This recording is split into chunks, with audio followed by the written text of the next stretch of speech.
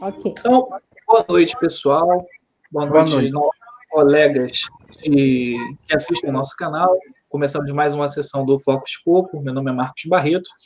E, mais uma vez, hoje, nós vamos discutir o assunto que é mais importante da sociedade brasileira, que é a educação. Principalmente a educação em meio à pandemia. Para essa conversa, para entender como está acontecendo essa educação, tanto no ensino público em nível municipal e estadual, durante todo mês nós iremos discutir com os servidores, professores também da rede privada, para trazer essas informações para a categoria. Ainda assim, hoje discutiremos a educação e a pandemia, o ensino remoto e o ensino à distância, explicar as diferenças e também o alcance, e a retomada das atividades presenciais. Esses são os 3 blocos que vamos debater hoje. Para isso, eu convidei o nosso colega Erlon Siqueira, que é professor também de Geografia, ele vai se apresentar para vocês, e Jane Merrick, também uma ótima professora com uma experiência vasta. Boa noite, Erlon, boa noite, Jane. Vou passar primeiro para o Erlon, depois eu passo para a Jane, ok? Boa noite, Erlon. Boa noite. Então, eu inicio a fala, né? Boa noite a todos, eu sou Erlon, sou professor de Geografia da rede estadual. Vou completar 11 anos de rede estadual, mas antes disso eu trabalhei em pré-vestibular comunitário desde 1997, quando entrei no curso de Geografia da UF, trabalhei na rede privada, trabalhei há alguns anos na Baixada Fluminense, em especial no município de Duque de Caxias, e aí hoje eu consegui trazer a minha matrícula para São Gonçalo. Também estudo a temática, a cultura popular, em especial escola de samba, né, que também foi tema da minha monografia do curso de bacharelado em Geografia pela Universidade Federal Fluminense. Fui diretor do Sindicato Estadual de Profissionais de Educação, CEP, aqui em São Gonçalo, durante 6 anos, significa 2 mandatos. Hoje já não estou mais, porque o estatuto ele é claro e objetivo. São 2 anos no mesmo cargo, depois você volta para a base. Eu acho que isso é importante.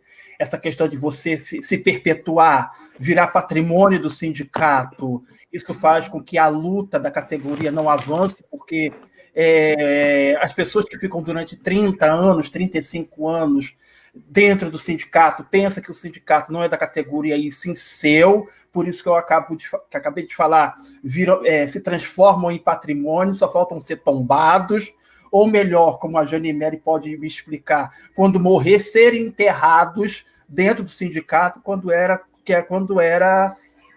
dentro das igrejas católicas, né? Então, hoje, eu estou na base, voltado para a base, voltado para a luta. Muito obrigado a todos e vamos iniciar o nosso debate com esse tema tão forte, que é a questão da pandemia, ensino remoto e outras questões mais. Então, vamos passar para a Jane Mary. Jane, o seu microfone está fechado. Você tem que abrir o seu microfone. Boa noite, Jane. Bem. Boa noite, Erlon. Boa noite, Marcos. Marcos, como já falou, eu sou professora da rede estadual há 32 anos. No magistério já estou há 38 anos. Desde que eu entrei no Estado em 1988, eu já me dispus a fazer parte da militância. Eu sou filiada ao Sindicato Estadual dos Profissionais de Educação desde 1988, né? E ainda lá, né, em 1988, a gente entrou no Estado e a gente teve que passar por um batismo de fogo, porque eu entrei no Estado em março de 88 e 2 meses depois a gente estava enfrentando a primeira greve, né, da minha vida. Foi uma greve de cerca de 4 ou 5 meses, uma greve longa no Estado, e a gente ali teve que aprender a ser militante, né?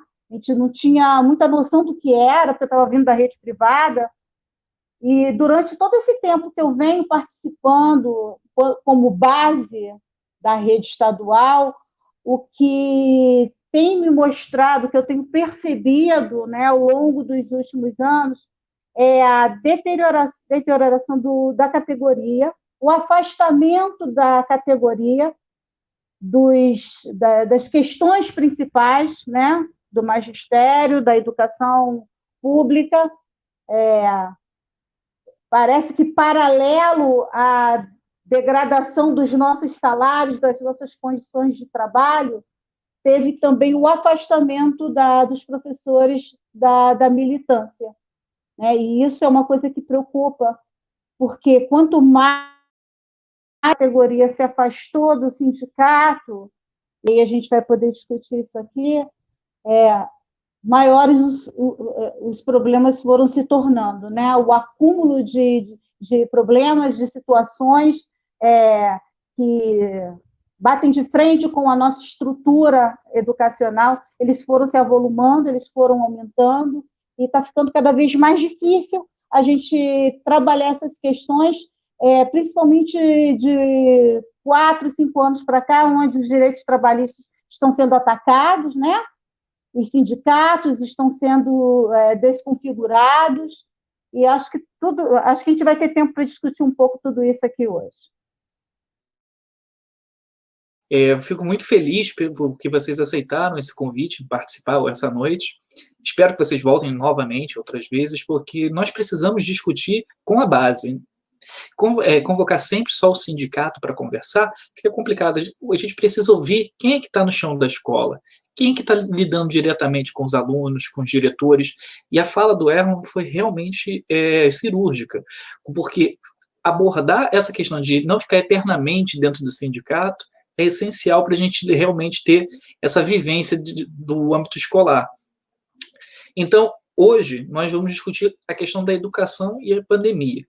Sabemos que estamos beirando os 100 mil vítimas, né, nesse momento, e uma força externa às escolas, uma força exógena às escolas, né, para esse retorno. E sempre busca uma forma de sensibilizar os professores, falando, olha, as crianças estão sem escola, as crianças estão o tempo todo na rua, e as polêmicas eu vou deixar para vocês responderem. Primeiro, um grupo fala que as crianças estão ficando muito tempo na rua e estão se contaminando. A segunda é porque as crianças estão ficando sem comida. Então, esses são os dois pontos que estão abordando, são os principais para que os professores retornem, mas sem segurança nenhuma. Eu queria que vocês pudessem responder sobre esses dois pontos, ou até, se quiserem, apresentar mais de 2 pontos que nós estamos sofrendo esses ataques para retornar sem nenhum tipo de estrutura. Erlon, vou passar para você. Bem, essa questão do retorno, do não retorno, da abertura, da não abertura, nós temos que situar num contexto na qual nós estamos vivendo. Sempre é bom fazer uma análise de conjuntura. O que está acontecendo no mundo? Esse mundo tem influência em nosso país? Esse mundo tem influência em nosso estado e em nossas vidas, né?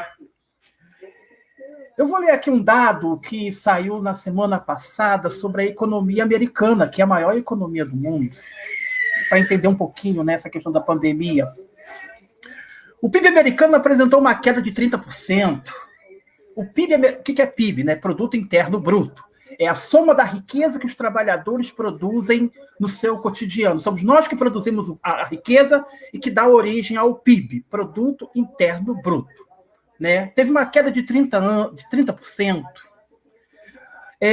Espanha, 18%, Itália, 12%, e por aí vai. Significa o quê? A pandemia, eu noto isso nas falas dos dirigentes, de uma maneira geral, estou falando aí de uma maneira geral, não só do CEP. Eu sinto uma falta de discussão de economia. Tem que se discutir política, sim, é importante sim, mas tem que discutir a economia, tem que trazer esses dados para a categoria sentir. Né? Esses dados demonstram que nós estamos numa recessão mundial. Estamos em crise, ou melhor, nós temos duas crises em uma crise só. Porque a crise de 2008 ela não acabou. Ela se perpetua até o ano de 2020. E o coronavírus, uma coisa que tem que ser esclarecida, ela acelerou essa crise. Pois os documentos do Banco Mundial, do Fundo Monetário Internacional, em dezembro de 2019, depois quem quiser pesquisar, está disponível no Google, que é importante pesquisar e ler, já dizia que o ano de 2020 teria uma crise econômica, mas não dessas proporções, porque o coronavírus paralisou a economia mundial de uma maneira geral. Um lockdown internacional, aonde todos os setores, mais ou menos, nós vamos falar dos países do G7, Estados Unidos, Canadá, França, Itália, Alemanha, Inglaterra, Japão, incluindo a China, que não faz parte do G7, mas é a segunda economia mais importante do mundo, vou dizer desde já, vai ser a principal economia após o coronavírus. Após o coronavírus, a China será a grande economia internacional. E isso vai virar o mundo ocidental de ponta cabeça, em especial os Estados Unidos, que é o grande líder dessa economia globalizada neoliberal do século XXI, desta década do século XX. Né? Outra questão importante que também nós temos que analisar sobre o coronavírus. O coronavírus existe. Ele está aí. Ele está aí. Só que, com as mudanças climáticas que o homem tem feito desde a Revolução Industrial, o uso dos combustíveis fósseis de origem carvão vegetal, carvão mineral, petróleo, gás natural, queimadas, a questão do lixo, a questão da nossa alimentação. Não vamos esquecer disso, que a nossa alimentação hoje ela é toda industrializada, baseada nas commodities que é discutido nas grandes bolsas de valores a nível mundial, à base de transgênicos. Nós consumimos muitos transgênicos. E essa mudança climática, ela está sendo responsável pelas mutações dos vírus que estão aí. Tanto que é chamado de Covid-19, novo coronavírus. Quer dizer, é um vírus que sofreu transformação, que sofreu mutação do vírus coronavírus que está no planeta Terra, desde a origem do planeta Terra. E aí eu vou adiantar desde já, não tem vacina, não vamos ter uma vacina tão cedo. Não teremos uma vacina a contento. Por quê? Porque o vírus coronavírus, a partir da sua estrutura genética, ele sofre transformações. A BBC de Londres, ou não sei se foi a BBC ou a NBC, no início da quarentena, publicou uma matéria explicando que existem hoje 200 coronavírus espalhados ao redor do mundo. Significa o quê? O coronavírus que foi responsável pelo fechamento da China, ele veio para a Índia, sofreu transformação, modificação na sua carga genética, passou pelo Oriente Médio, sofreu transformações na sua carga genética, passou pelo continente africano, sofreu transformações na sua carga genética e chegou aqui no Brasil com outra característica genética. E se pegarmos a nossa extensão territorial de 8,5 milhões de quilômetros quadrados, nós temos um coronavírus aqui no Sudeste, um coronavírus na região Centro-Oeste, um coronavírus na região Norte e na região Sul do Brasil. E por que eu estou dizendo isso? Que ele é um vírus que sofre mutação. Eu vou falar, por exemplo, da dengue. O mosquito da dengue deu origem a outros tipos de virose, em especial aqui no Brasil. Foi a partir do mosquito da dengue que temos a chikungunya. Foi a partir do mosquito da dengue que tivemos a zika. Mas aí outra questão importante a ser destacada. Isso eu me lembro muito bem. No início do ano 2000...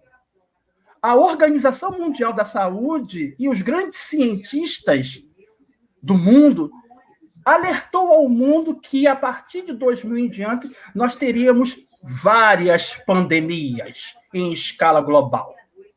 O que foi a SARS, o que foi a gripe suína, e outras gripes e outras epidemias mais que aconteceram de 2020 até hoje. Então, é um vírus que ele sofre mutações a partir das condições geográficas. A geografia ela não pode ser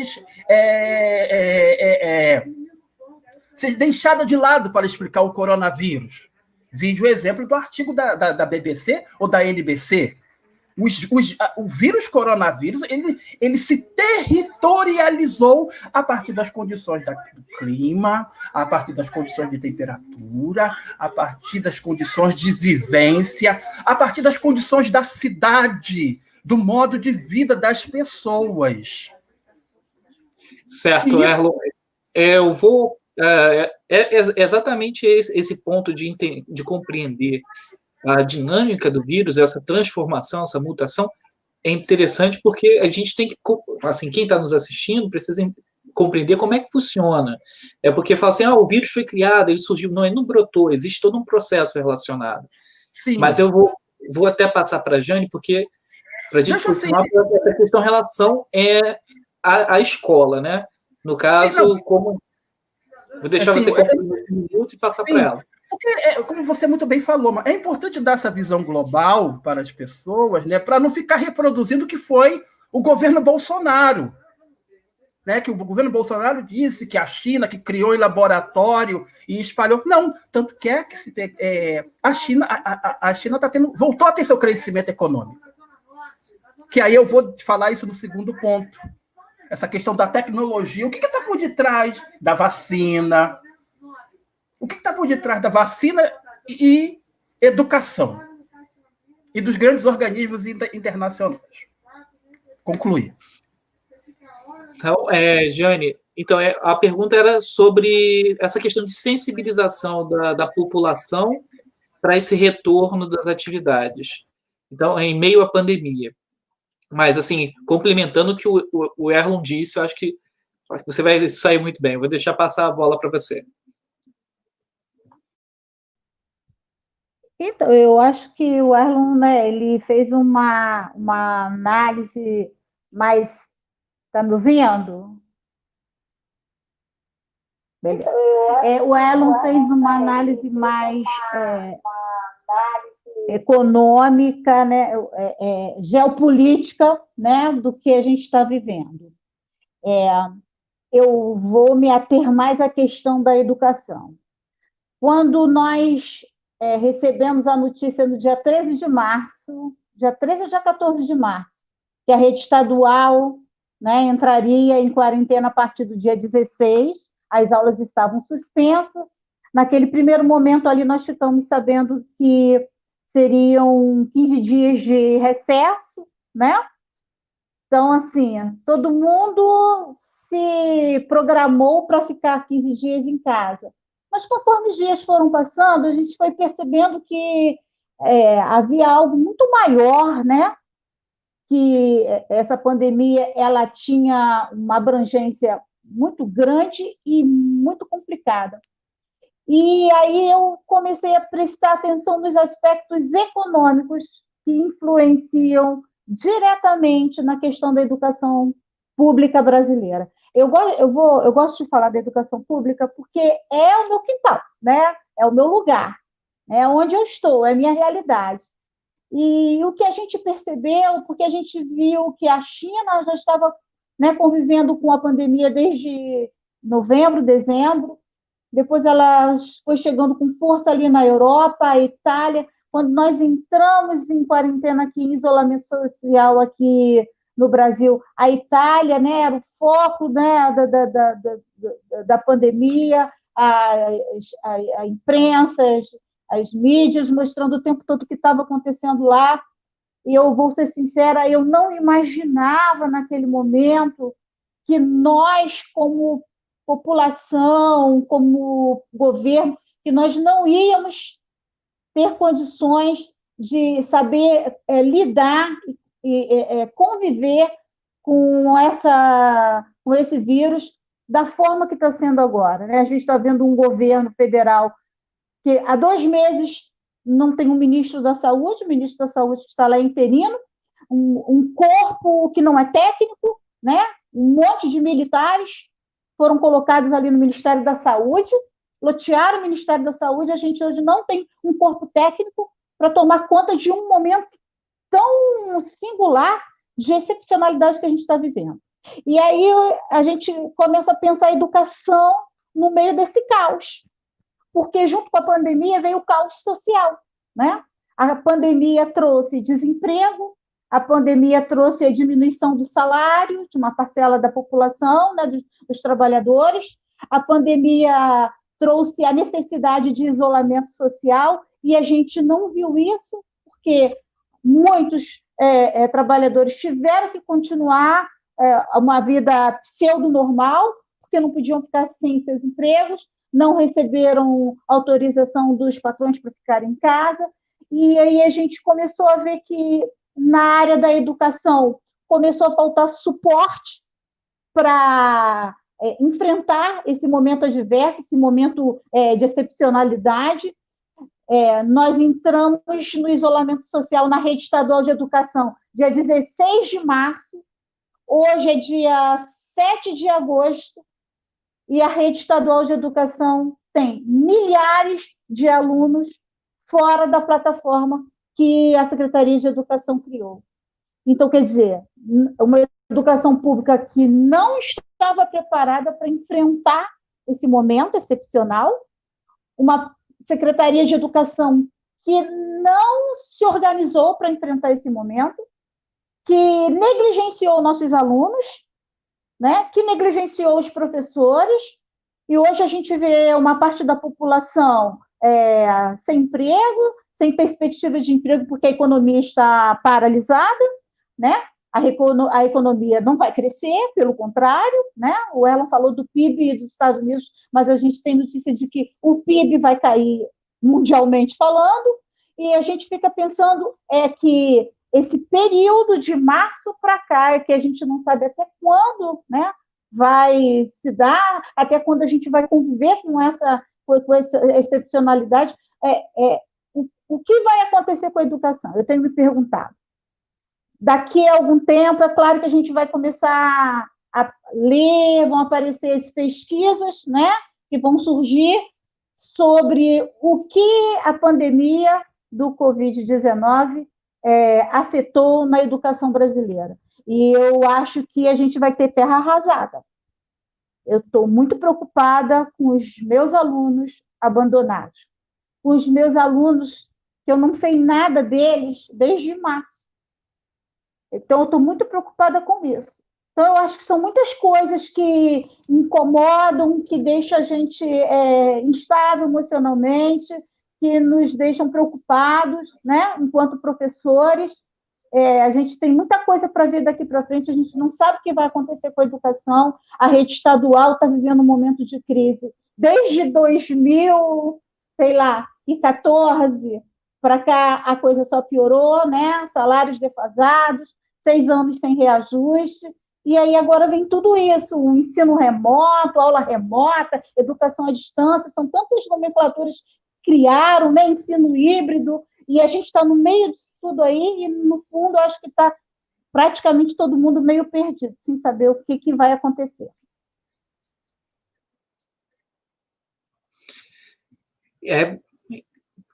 Tudo isso e muito mais. Eu gostaria até de dar uma lida numa pergunta que foi muito pertinente da colega Lisângela Peçanha, que ela perguntou: existe ensino em meio à pandemia? É uma questão praticamente filosófica, né? Porque o que é ensino, se for um ensino formal, no caso da nossa prática cotidiana, ele não vai acontecer, mesmo independente se ele seja um ensino remoto ou EAD. A gente precisa pensar todas essas dimensões das condições da unidade escolar, né, do entorno de quem é atendido pelas escolas. E, assim, eu sou professor, como eu não falei para quem está assistindo, eu sou professor da rede municipal de Niterói e Japeri, Eu estou nas duas pontas. Japeri tem o pior rendimento da educação e Niterói tem o melhor rendimento dentro do IDEB. Que nós temos vários questionamentos sobre o IDEB, mas, enfim, dentro das questões estruturais, atende a rede pública. Então, atende uma parte da população que não tem recurso suficiente para atender o ensino remoto e o EAD. Nenhum nem outro. Então, vamos pensar primeiro. O Estado está 6 anos sem um reajuste, e reajuste decente.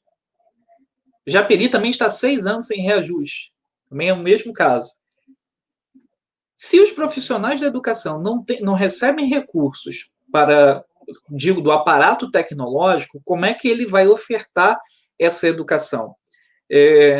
Existem certas prefeituras, não só no Rio, mas, por exemplo, no Paraná, onde os professores estão indo até a escola, elaborando material na escola, a mesma coisa que eles podem elaborar em casa. Eu não estou nem entrando no mérito, que nem era para estar assim, mas assim, analisando a situação, para que esses profissionais estão indo até a escola para elaborar material que vai ser entregue remotamente? Ou seja, coloca o profissional da educação em risco de forma desnecessária. Segundo, quem é que vai ter acesso ao ensino remoto? O ensino remoto, pessoal, a diferença do ensino remoto e ao EAD é exatamente isso que vocês que estão assistindo. O ensino remoto é o ao vivo, você tem um feedback na hora, então você tem como dar assistência, mas dentro das possibilidades, você nem vai dar uma assistência, porque o aluno não tem. Não tem como ele acessar esse conteúdo online, ele não tem internet. Meus alunos em Japeri moram em um cômodo só. Tem aluno que só tem um cômodo, a casa é um cômodo, não tem uma pia, não tem um banheiro.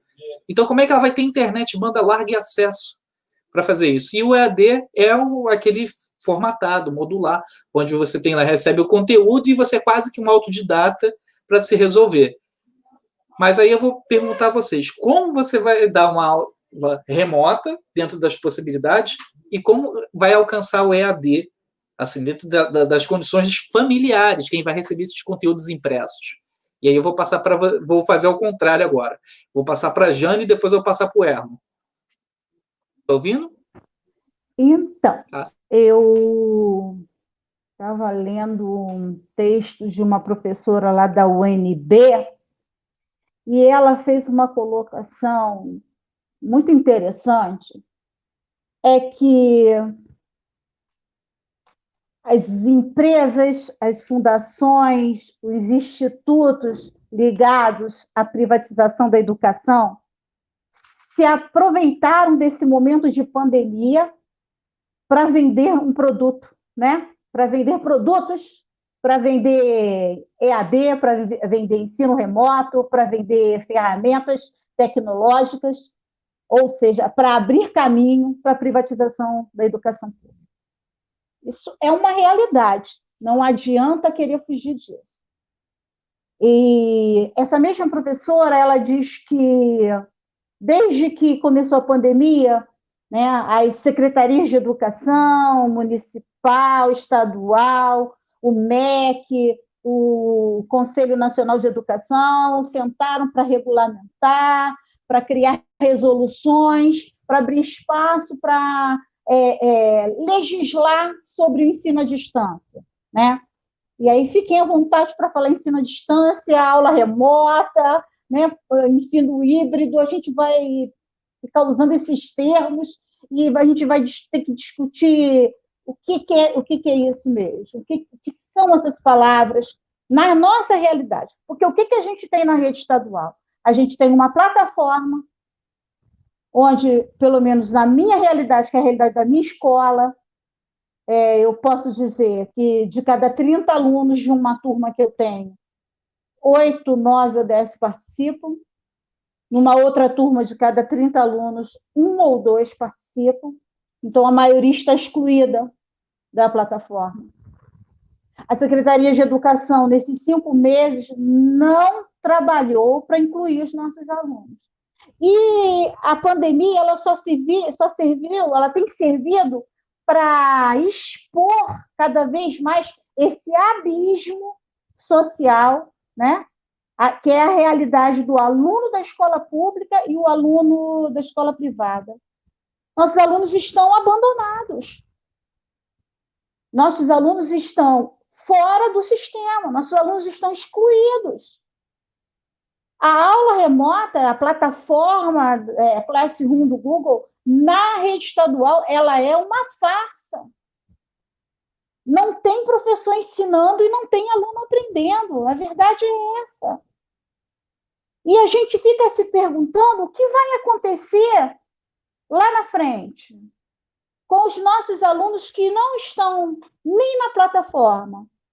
Porque os que estão, a gente ainda consegue ter um feedback, a gente ainda consegue conversar com eles, sabe? E eles são sinceros. Não, nós não estamos aprendendo. E é o que a gente vai encontrar de resultado disso tudo lá na frente. Os alunos não estão aprendendo. E nós, professores, não estamos ensinando. E a gente precisa se perguntar como é que esses alunos estão na casa deles, como é que eles estão na vivência familiar, porque nossos alunos, eles vivem, a maioria deles vive situações de vulnerabilidade social.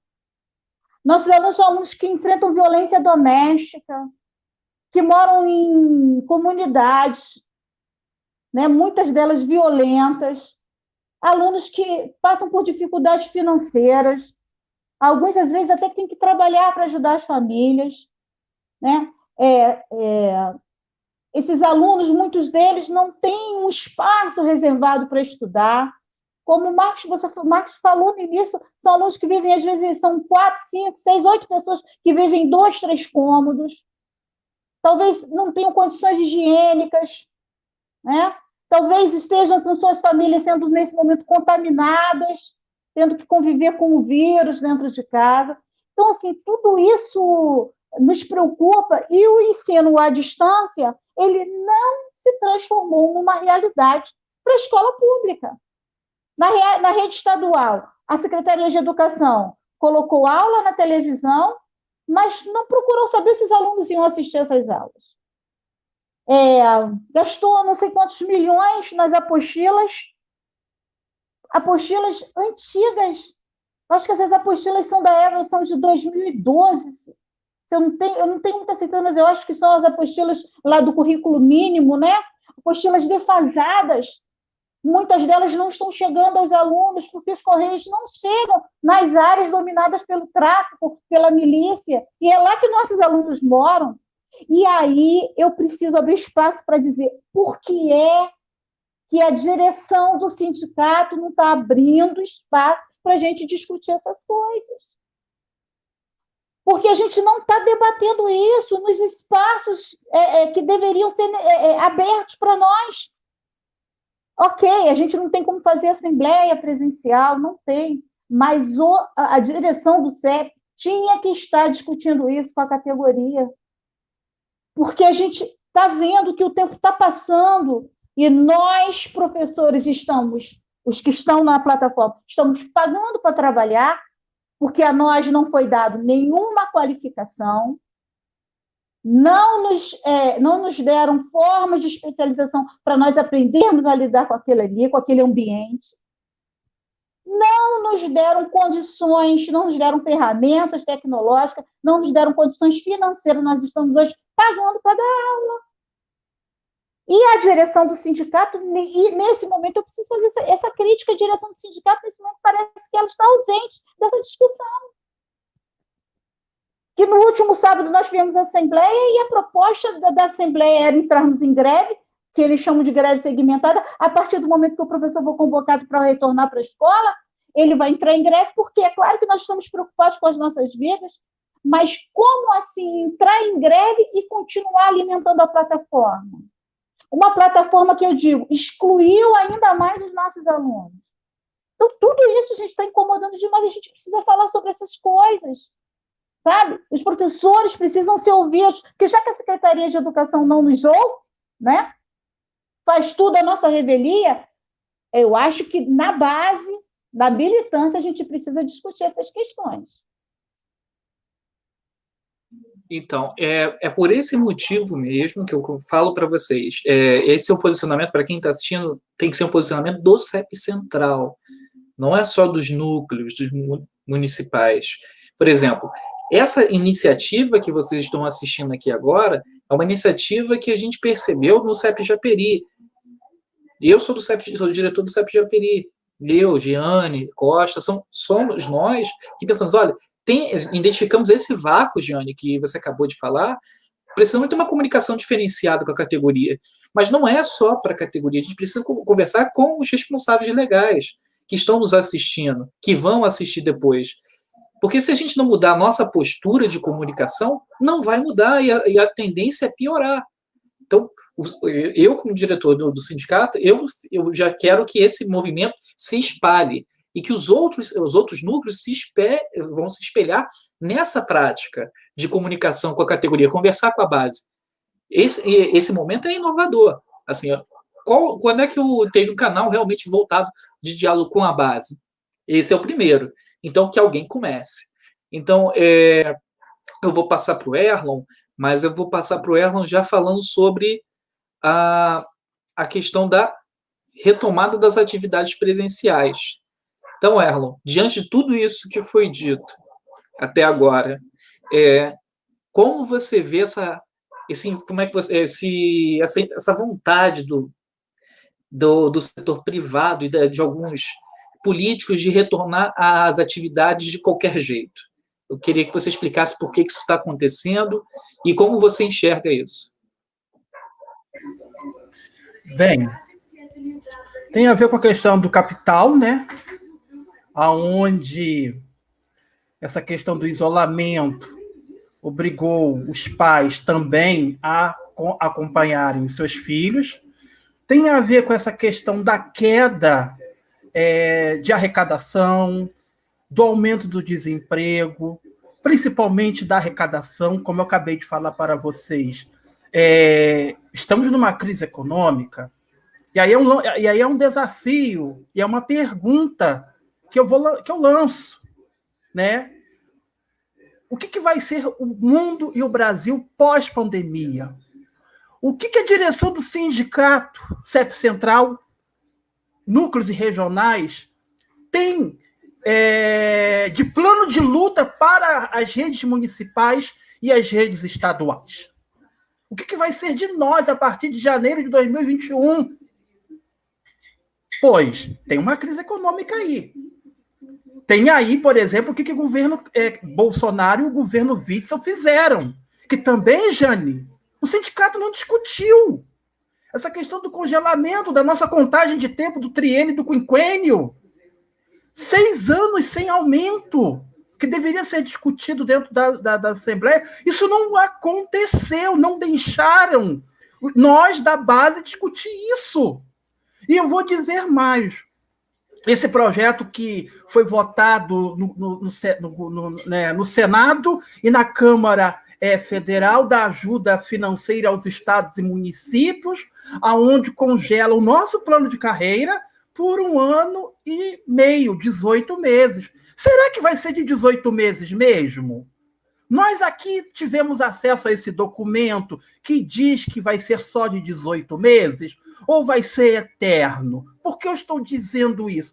Quem aqui não se lembra da votação do plano de recuperação fiscal do Estado do Rio de Janeiro, cujo o secretário Pedro Fernandes, do PSDB, votou pelo aumento da nossa contribuição de 14%, votou pela entrega da SEDAI também, e que na qual, Jane, eu me lembro muito bem, quando ele foi anunciado como secretário de Educação, teve um ex-diretor do CEP batendo palmas, dizendo que era o secretário que queria diálogo com a categoria, que aí eu vou entrar na questão do EAD.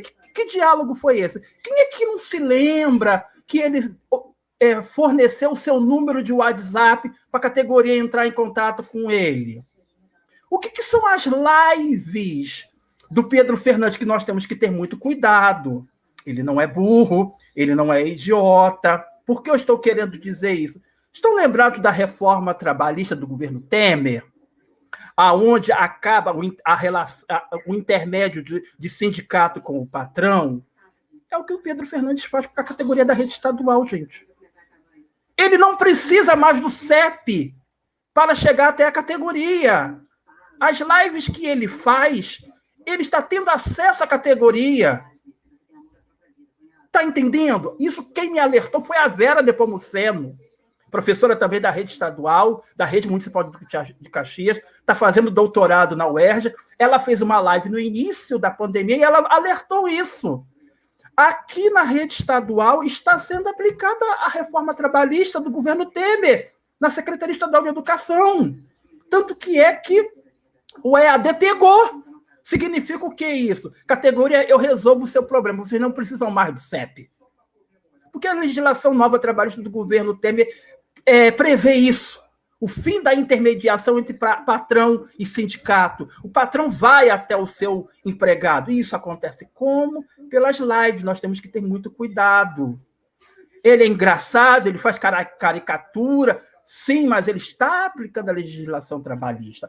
Um outro elemento que aí temos que também discutir, que aí as direções de escola colocaram na cabeça dos profissionais de educação, que o CEP não rebateu, é que nós estamos num novo mundo, a tendência vai ser essa, tanto que o secretário disse que o ensino remoto veio para ficar. Eu vou ler aqui uma matéria que saiu no El País e é interessante todos lerem. Eu vou ler aqui o título. Por que os herdeiros do Vale do Silício, a meca tecnológica dos Estados Unidos, estudam longe do Wi-Fi?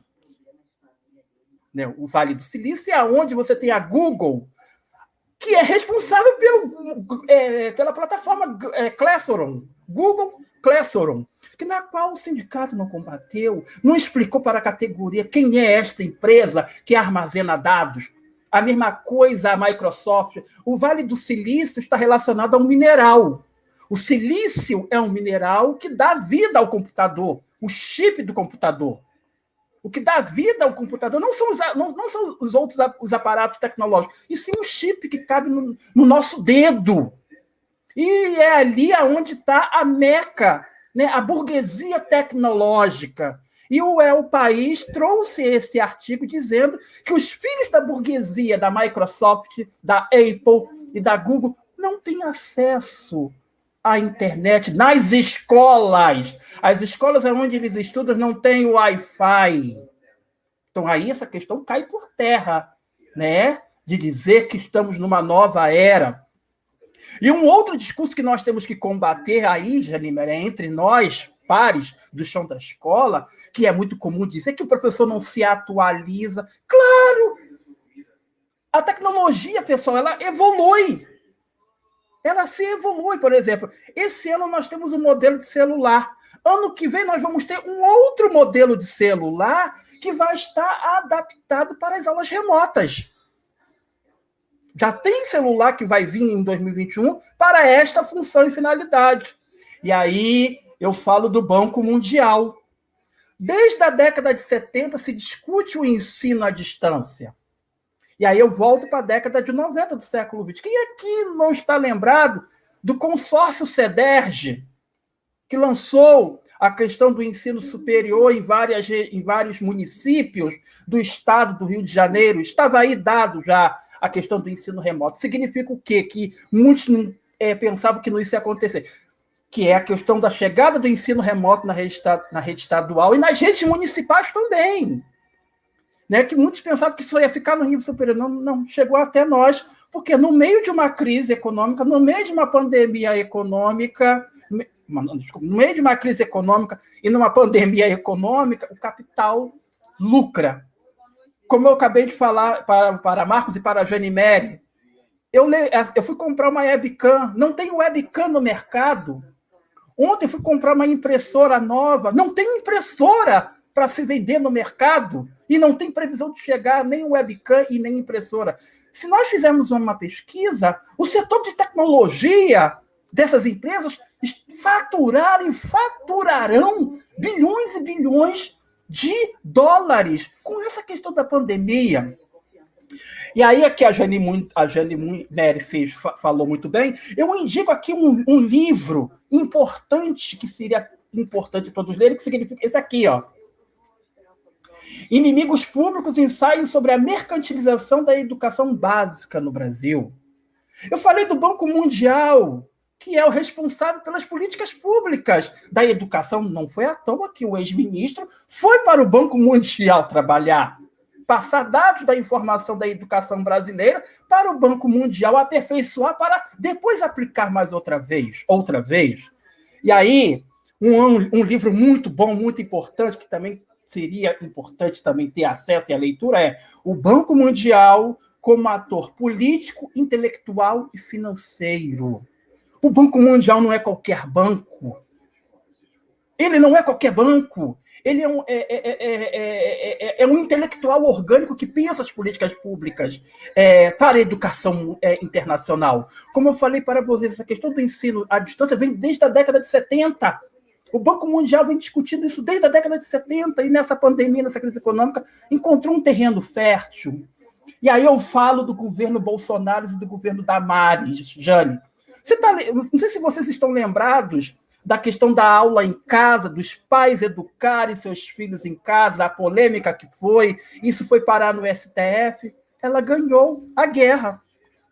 Porque o capital, com essa pandemia, com essa crise econômica, com mais esse aparato tecnológico, ressignificou as famílias, certificou as famílias, elas, a partir de agora, poderão dar aula em casa aos seus filhos. E um outro elemento que o sindicato não está discutindo, que é a questão da educação de jovens e adultos. Eu sou professor da educação de jovens e adultos no Colégio Estadual Trasilbo Filgueira, no bairro Jardim Catarina, que ninguém está acessando. E também nenhum aluno, a escola inteira não está acessando por causa de quê?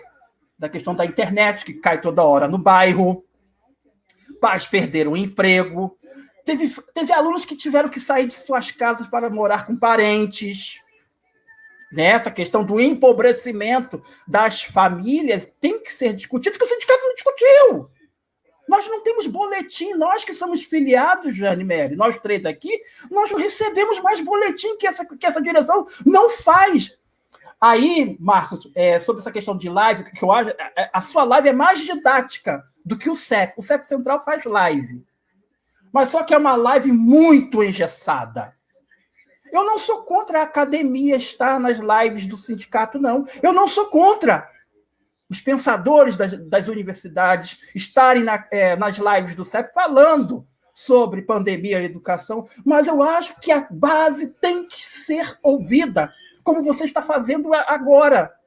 Eu acho que eu já defendi isso aqui em São Gonçalo. A base tem que falar para a sua base. Ela tem que ser representada, é um dos motivos também. Né? Por exemplo, essa coisa do Pedro Fernandes chegou na frente na questão das lives. No momento que o Pedro Fernandes começou a fazer esse tipo de inserção, de chegar na categoria, a direção do CEP também deveria fazer. Mas não, ela se omitiu. Ela não fez nada. Tanto que ela não discute isso. Por exemplo, nós temos aí uma CI, uma resolução que diz que o profissional que não acessar a plataforma, ele vai levar código de falta. E se completar 10 dias, inquérito administrativo e processo de exoneração, que na qual a Assembleia passada deveria ter espaço para ter esse tipo de tratamento, e não teve, a direção do sindicato não quis. E aí uma outra questão, greve pela vida, como o quê? Tem que ter um eixo político. Tem que sacudir os governos. Greve pela vida, isso para mim é mais um enredo de escola de samba.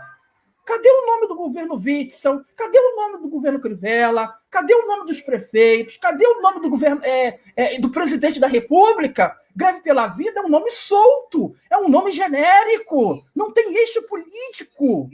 Por isso que tá tendo essa confusão, entendeu? E aí, voltando essa questão do meio tecnológico, qual é a alternativa? Nós não tivemos aí uma greve dos aplicativos?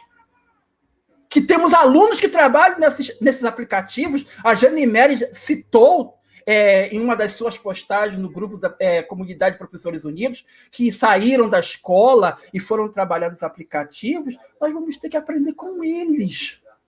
E aí, uma crítica, eu não vi nenhuma solidariedade de concreto as duas greves que esses aplicativos, esses trabalhadores dos aplicativos realizaram. Sacudiu as estruturas do governo. apareceu na mídia. Como é que eles conseguiram mobilizar usando a internet, usando as redes sociais? Eles fizeram uma enquete.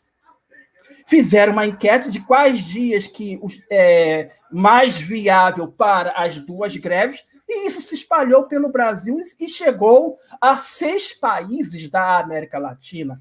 E aí, para entendermos o que é esse trabalho remoto, para que entendermos o que é esse mundo virtual, do escoamento do dinheiro público, importante ler Sociologia do Trabalho, Ricardo Antunes. Tem um livro dele muito interessante, que é para nós, que é o privilégio da servidão, o novo proletariado de serviço na era digital. É o que nós estamos inseridos agora. Porque, como eu acabei de falar para vocês, o ensino híbrido vai vir, porque o deputado Ferreirinha, que é daqui de São Gonçalo, tem um projeto de lei aprovado, eu não sei se foi aprovado, que institucionaliza a aula híbrida. Significa que vamos ter mais trabalho. Vamos ter trabalho na plataforma e trabalho dentro das escolas. E isso não foi dentro. E isso a direção do sindicato não dá batalha. Que aí eu não sei se é uma coisa de caso pensado, sabe? Muitas das vezes isso me leva a pensar se a direção do CEP não tem acesso aos documentos, às informações, ou é uma questão política. Porque eu vejo que tem determinados temas que essa direção do sindicato não quer comprar briga. E o ensino remoto é um deles. Um exemplo, o que foi as resoluções que o CEP divulgou, né, no início da implantação da plataforma? Resoluções que não orientavam a nada. Resoluções dúbias. Que você chegava numa análise, você se perguntava, essa direção é a favor ou ela é contra o ensino à distância? Porque chegou algumas resoluções do CEP que davam a entender sobre isso. Então, nós estamos, assim, gente, num momento muito delicado, num momento muito tenso. Nós vamos ter que... É o que o Marcos falou. A gente vai ter que voltar para a base, dialogar com a categoria e cobrar das direções do nosso sindicato. Eu tenho uma análise que nós vamos ter que enfrentar essas direções. Nós vamos ter que enfrentar. Mesmo sendo nossos companheiros de escola, me desculpa, gente, a gente vai ter que enfrentar. Senão, vai ser o nosso destino? Vai ser o olho da rua. Porque isso vai se aprofundar. Em 2021, escrevam, isso vai continuar. Porque é uma mina de dinheiro. E aí a gente vai ter que sacudir, sim, as estruturas do sindicato. A gente vai ter que se enfrentar. Porque eles não estão dispostos a comprar essa briga. Mas tem um setor da categoria que quer comprar essa briga, sim. Porque ela está vendo as suas condições de vida piorarem com a questão da falta de reajuste, está vendo que a SEDUC tem dinheiro para dar aumento salarial para nós, mas não dá, vai para essas plataformas, vai para as televisões, e para encerrando, a questão da militarização das escolas, a entrega da escola pública, tanto da rede municipal quanto da rede estadual, para a Polícia Militar administrar, que é o projeto Escola Sem Partido. O projeto Escola Sem Partido acabou, tanto que nós não ouvimos mais falar, mas ele está materializado em 17 escolas públicas espalhadas pelo estado do Rio de Janeiro, que o governador diz que vai chegar ao número de 100 escolas.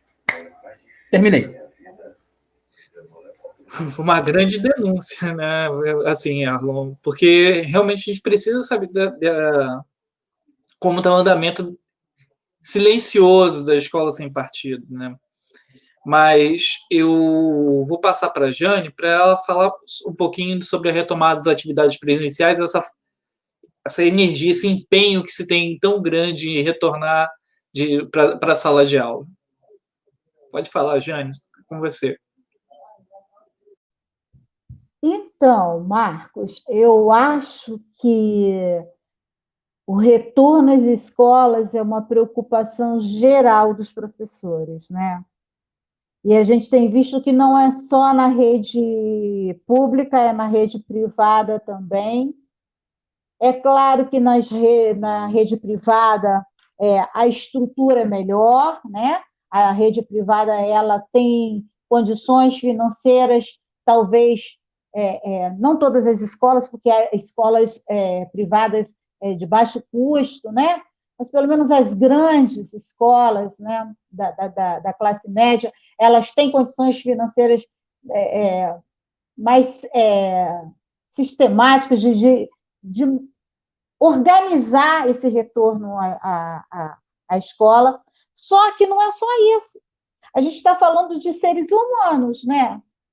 Nós, professores, funcionários administrativos, direção, né? O corpo pedagógico, nós todos somos seres humanos preocupados em voltar para dentro de uma escola e termos que lidar com alunos que não estão preparados para passar um tempo dentro de uma escola, né, com máscaras, isolados, né, por uma distância mínima um dos outros. Se nós formos pensar em relação à educação infantil, ao primeiro segmento do ensino fundamental, isso é irreal, não tem condições disso acontecer.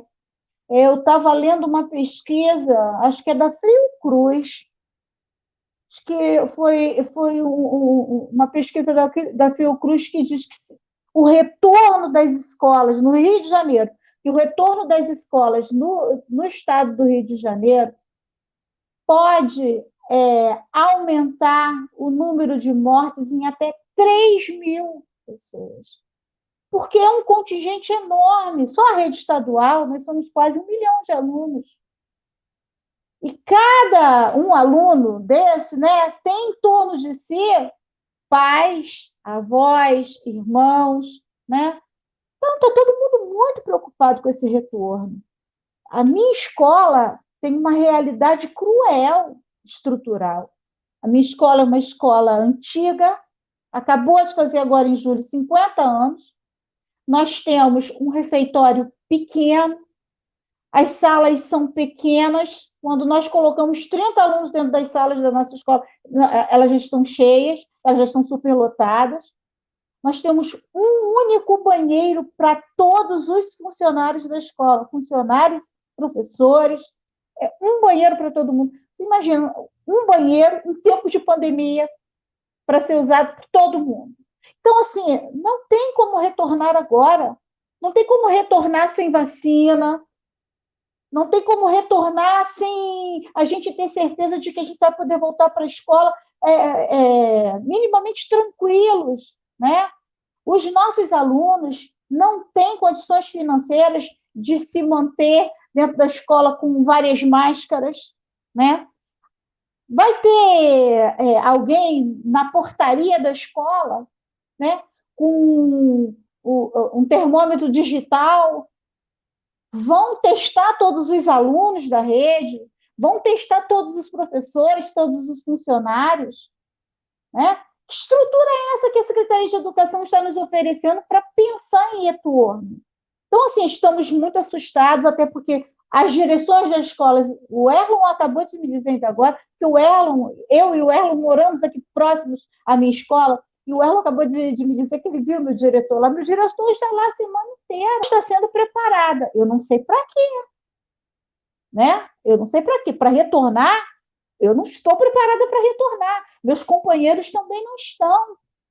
São muitos casos de comorbidade, muitos professores incluídos no grupo de risco. Como retornar? Retornar de que forma? Né? Qual é a estrutura que a Secretaria de Educação vai nos dar para retornar? Então, assim, eu não consigo ver retorno com segurança enquanto não houver vacina. Estamos todos muito preocupados. Em relação à greve pela vida, né, eu acho que a greve ela vai ser sempre pela vida. Ela é pela vida quando a gente luta por salários justos e dignos para a categoria, que está há 6 anos com salários defasados, congelados, plano de carreira congelado, que não é respeitado pela Secretaria de Educação, né? Enquadramento, mudança de nível de referência, tudo congelado. uma Secretaria de Educação que não ouve a categoria, não nos ouve, não nos atende. Nós, atualmente, eu vou repetir, nós estamos pagando para trabalhar. Então, a greve ela vai ser sempre pela vida digna, né? Pela vida com condições financeiras da gente poder fazer um bom trabalho, né? A gente está vendo professores se matando aí, ano após ano, fazendo GLP, aumentando sua carga horária para poder se manter financeiramente. Então, eu não consigo ver uma greve só para não retornar para a escola, para não morrer pelo vírus, desassociada das questões financeiras, né? Das questões estruturais, das questões do nosso plano de carreira. Não tem como dissociar essas coisas. Então, nesse ponto, assim, eu tenho essa crítica à direção do sindicato, que precisava ampliar esse debate, e, infelizmente, isso não tem sido feito. Agora, retomar as atividades presenciais não é o momento. Agora, também não dá para deixar os nossos alunos excluídos. Não dá para deixar nossos alunos abandonados, não dá para deixar também professor que está sem condições de acessar a plataforma, sendo perseguido pela Secretaria de Educação com uma resolução que diz, deixa bem claro lá, com uma resolução, uma CI, né, que eles chamam, que vai dar falta para o professor que não acessa a plataforma, quando a Secretaria de Educação não deu nada de retorno para a gente, em termos financeiros, para a gente se manter nessa plataforma. Então, nem retorno, nem aula presencial agora, e que a Secretaria de Educação comece a pensar em nos valorizar para a gente realmente fazer um trabalho decente e comece a incluir os nossos alunos digitalmente, porque essa pandemia só serviu para isso, para abandonar os nossos alunos. Nossos alunos estão abandonados, o Enem vem aí e vai ser um desastre para os alunos da rede pública, porque até essa derrota nós vamos ter que amargar. Um Enem dentro de um período de pandemia. Quer dizer, o governo federal erra, o governo estadual erra, as redes municipais erram, e os professores e os alunos é que estão pagando essa conta. Janimere, posso passar um informe sobre a greve setorizada? A mais nova, tá? Orientação do CEP. Que não é o professor, e sim o pessoal de secretaria, enfim, tem que comunicar a direção, tá? Que está entrando em greve, tá? Dorme com barulho desse. Quer dizer, eu estou entrando em greve, por exemplo, eu sou agente de leitura. Eu estou entrando em greve, tivemos uma assembleia que decretou greve setorizada, mas eu tenho que comunicar a direção da minha escola que eu estou entrando em greve. É isso. É um absurdo. Então, pessoal, a gente até passou do horário, mas já era previsto, eu acho perfeito, que havia tanta coisa para falar que ainda é pouco tempo para falar de tanta coisa importante.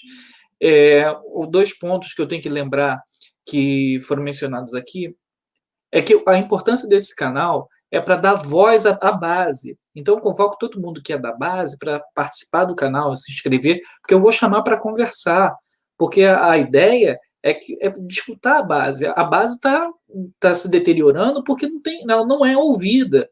Ela se sente abandonada pelo CEP Central.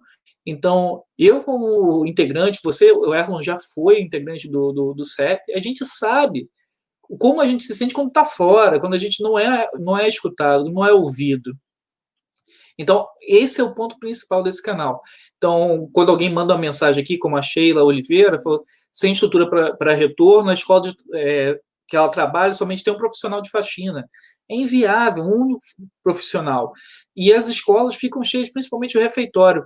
Tem que abrir a escola para as crianças almoçarem, para elas comerem. Mas em que medida? Quem que vai atender essas crianças? Qual o tamanho do refeitório? Qual o tamanho sabe? Parece que as pessoas imaginam a escola com um imenso galpão, com espaço vazio. É como pudesse ter um distanciamento. E, em regra, era que cada aluno teria 1 metro quadrado por aluno. Mas você vai chegar em escolas que não é um aluno por meio metro quadrado, ou até menos, é todo mundo amontoado. A escola não é depósito de crianças. Então, é que fique bem claro para quem está assistindo entenda que aqui esse é o seu espaço para vir conversar, para que a gente compartilhe essas informações. Você tem que ser ouvido, sim. E, assim, eu fico muito feliz de ter a Jane e o Erlon para conversar. E eu vou chamar vocês dois mais vezes. E eu queria que vocês se despedissem do pessoal e que convoquem seus amigos para poder participar do canal. E, é lógica, uma coisa. Ontem foi o dia dos profissionais da educação, e que muito me incomoda, a imagem, sempre sai a imagem do professor.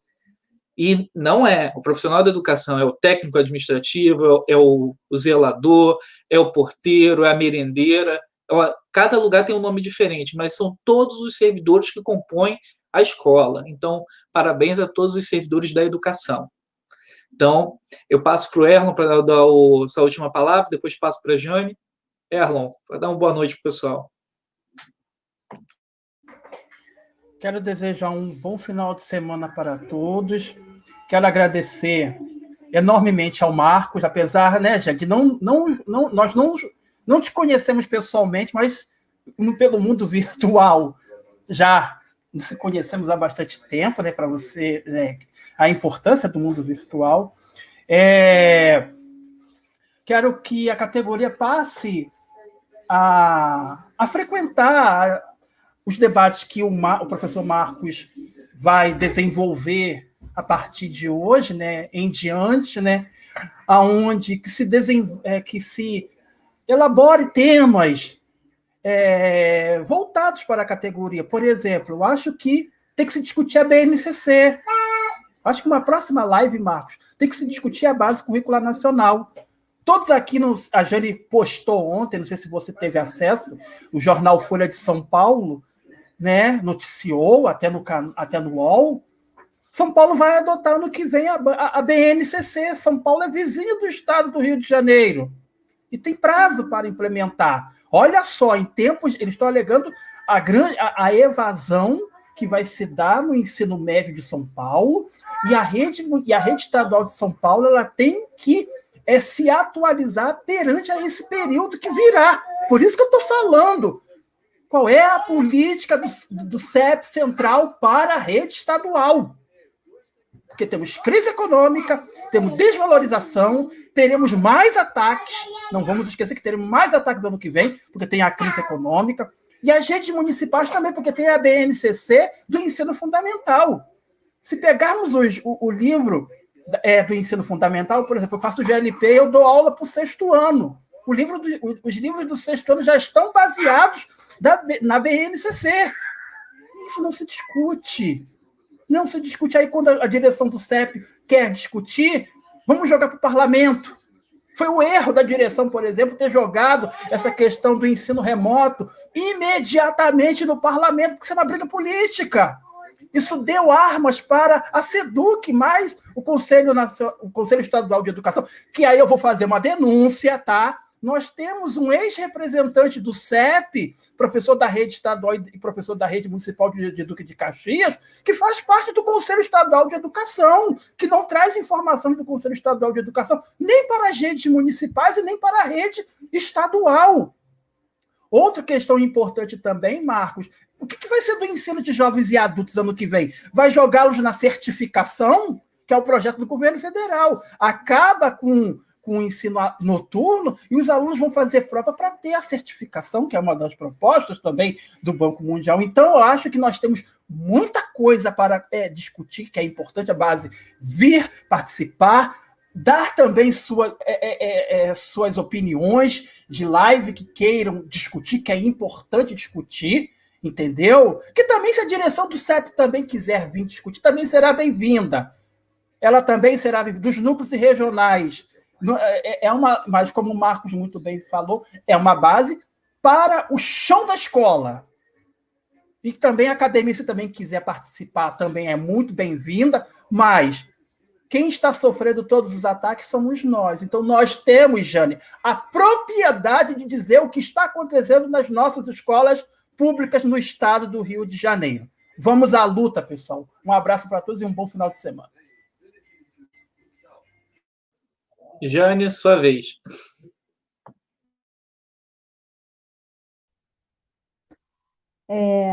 Foi ótimo estar aqui com vocês. Marcos, muito obrigado por essa oportunidade. Eu estou cheia de incertezas, né? Mas no meio dessas incertezas todas, eu acho, né, que a educação no Brasil ela vai se dividir em antes e depois da pandemia. Eu acho que nunca mais vai ser igual, né? A gente vai escrever uma nova história a partir de agora. Mas eu fico me perguntando que história é essa que a gente vai escrever, né? Eu acho que a direção do sindicato precisa realmente voltar para a base, precisa ouvir os militantes, precisa trazer a categoria para perto, principalmente aquela parte da categoria que se sente acuada dentro das escolas, que não tem voz, que não consegue falar, que não consegue expor o que está sentindo, principalmente aquela categoria que é mais pressionada por direções de escola, porque a gente sabe que existe isso, a direção de escola que não é democrática, que não ouve, que não permite ninguém falar. Então, essa categoria, tem uma parte dessa categoria que está acuada, está com medo, está assustada, né? Então, a gente precisa voltar a se encontrar. Eu acho que a direção do sindicato precisa reunir a categoria de novo. Sabe? Estamos todos assustados, além de eu estar preocupada com a minha vida, né, com a minha saúde, com a saúde da minha família, né, eu tenho um pai idoso, eu estou preocupada com os meus alunos, com essa plataforma que não deu certo, meus alunos estão abandonados, né, os que estão lá comparecendo à plataforma, a gente sabe que o professor não está ensinando e o aluno não está aprendendo. Isso tem me incomodado, isso tem me preocupado. Agora eu estou ainda mais preocupado com aqueles que desde março eu não sei deles. Eu não sei o que está acontecendo com eles. Então, eu estou preocupado com esses alunos também, mas agora não é momento de voltar. Eu não vejo assim, eu não consigo me enxergar dentro de uma escola sem estrutura, né, sem base nenhuma, sem vacina, que é o mais importante, né? Então, eu acho que temos muita coisa realmente para conversarmos daqui para frente, e o seu canal, Marcos, eu acho que vai fazer esse serviço, vai abrir esse espaço, né, para a gente falar, para os professores, para outros professores falarem, para outras pessoas que estão mais preocupados com outras questões que nós nem tivemos tempo de falar aqui, discutir aqui hoje, mas quem sabe lá para frente você vai poder convidar, né, e essas pessoas vão poder levantar essas discussões, né? Muito obrigada por essa oportunidade, estou à disposição, tá? Pessoal, para todo mundo que nos assistiu e quem ainda vai assistir, porque vai ficar gravado no YouTube, eu digo a vocês, esse canal é para todos os servidores da educação, para todos os alunos da rede pública, da rede privada também, porque esse é um espaço de formação para compreender como funciona o currículo, como funcionam as dinâmicas da educação a nível municipal, estadual e federal. Então, eu convido a todos, assim, quem quiser participar, ou a gente organiza uma live. Eu vi aqui uma da Suyan Gondra, falando sobre o interior, que estão implantando um sistema integral, mas que não está funcionando. Então, são essas coisas que a gente precisa saber, mas que os pais não sabem, que os professores não sabem. Então, como a gente vai lutar se a gente não tem as informações do que está acontecendo na base, não está acontecendo... Não é só na capital ou na região metropolitana, mas lá em Campo dos Goytacazes, lá em Itaocara, o que está acontecendo nos outros estados. Porque a gente precisa conversar com os outros sindicatos dos outros estados, como é que está funcionando? Como é que está funcionando? Não está funcionando? A gente precisa conhecer. Então, a gente precisa se atualizar conversando. E só conversando com a base que a gente vai saber o que está acontecendo. E eu espero que esse canal desperte os outros sindicatos, os outros núcleos, para conversar com a base. Porque o sindicato está afastado da base, sim. E quando eu falo do sindicato, o sindicato central. O Núcleo CEPES de Japeri criou esse canal para a gente conseguir reunir a todos. Então, eu espero que isso aconteça o mais breve possível, porque dependemos da base e só a luta muda. Então, só vai mudar com a base. Então, pessoal, boa noite para todo mundo. Espero que vocês tenham gostado. E quem tiver dúvida ou quem tiver ideias, quem quiser participar, entre em contato, deixa sua mensagem lá no YouTube, lá no canal, se inscreve, porque se inscrevendo, mais esse vídeo vai aparecer para outros colegas, e a gente vai compartilhar, e a gente vai estar em contato e valorizar a base. Então, para começar, a gente tem que valorizar o nosso corpo, a nossa categoria. Beijo para todo mundo, até a próxima.